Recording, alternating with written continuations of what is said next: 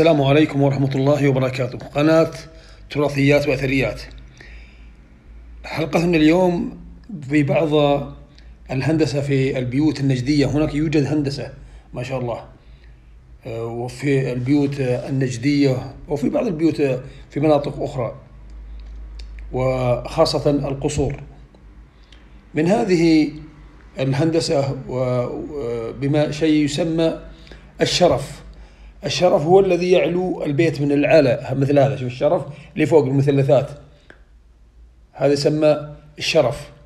يصير أعلى شيء في البيت يسمى الشرف. في شيء تحته هناك شيء حداير. الحداير هي المثلثات هذه تسمى الحداير.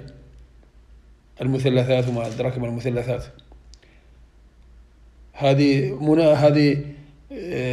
ضد الأمطار، يعني توزع المطر اللي جاء. فيه القحاف، هذا الخط الطويل. شوف الخط اللي بفوق المثلثات، هذا يسمونه القحاف، اللي يجيك خط طويل فوق المثلثات. شوف الآن، شوف انظر إلى المثلثات فوقها خط، هذا الخط يسمى القحاف. آخر شيء هناك الحجاء. الحجاء هذا تحت الشرف.